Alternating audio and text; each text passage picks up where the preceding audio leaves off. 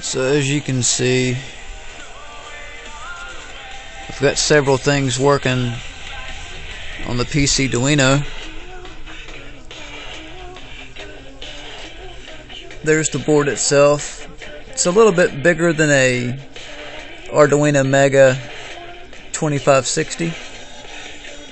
I did a video review before. It's connected via HDMI, and since my last review I have added to my USB hub a USB sound card, a Bluetooth radio. I've got my printer identified, but I'm not successfully printing yet, and I've installed some other goodies. I do have a screen capture app for Linux installed, but I don't have that quite set up yet, so I'm just using my Android tablet to record this. So it's playing media files off of that USB stick. Let's see, are there any other new devices? No, besides a new mouse and a new keyboard, USB. The video, I've got to play up the settings. I'll play a video real quick, but as I'm still figuring all this out. So anyway, this is the media player that comes with the PcDuino and the Ubuntu image. So let's go on over here to videos,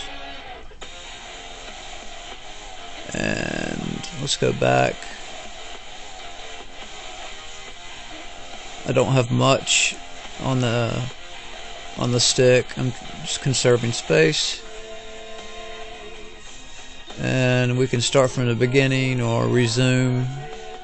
I'll just resume. Now I've got to adjust some of the video settings, and it may be that I don't have this in full 1080p. I had a bad HDMI cable, so I got a feeling once I go back to 720 or 1080p resolution, that'll be fixed. Right now I'm in 1024 by 768, pretty low resolution. It's not even widescreen. But besides the audio and video playback is great. So enough of that.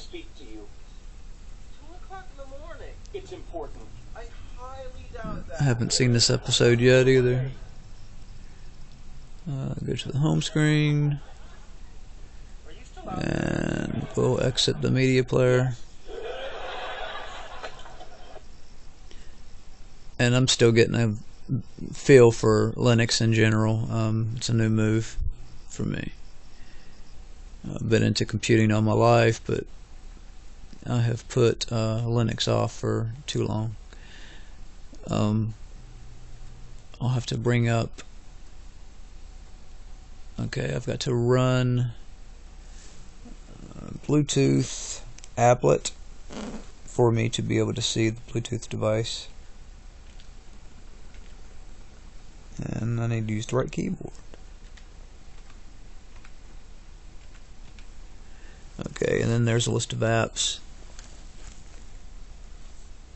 And what I want is Bluetooth applet to bring up the quick start icon. So there we go.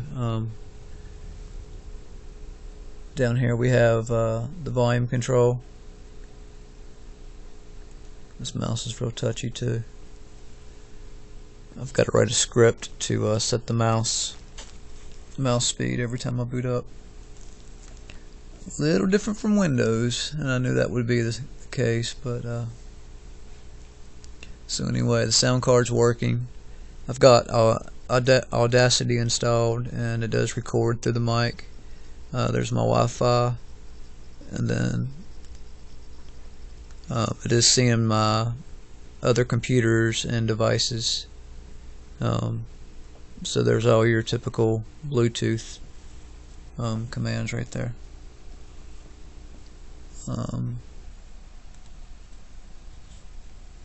Like I said, I do swap hands here.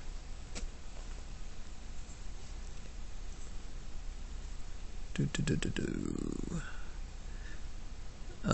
do have a webcam app.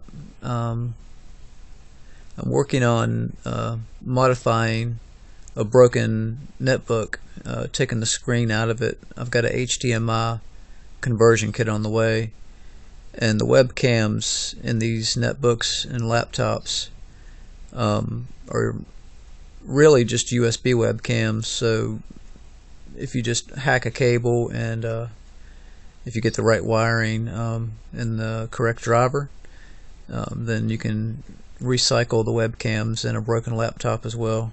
And once I get that working, I'll do a little video on it. But there's the media center. I do have a screen recording app, and here's Audacity.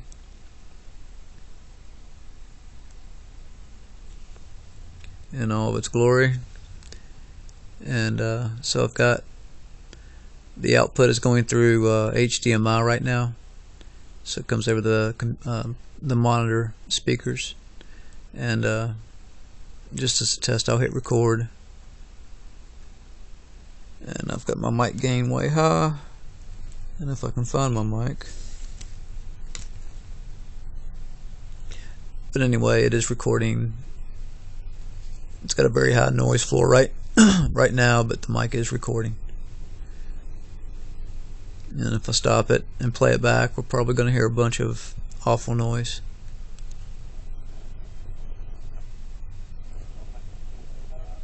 Yeah, I can barely hear myself, so I need to adjust the mic settings. I've got the Arduino IDE installed, and I have had success with just some simple sketches, and it does not appear that Adobe Flash is compatible with the PcDuino yet. I'm hoping that they will fix this in the future. I got another MP3 shield from Elect Freaks, and just as a standalone MP3 codec, I may install that.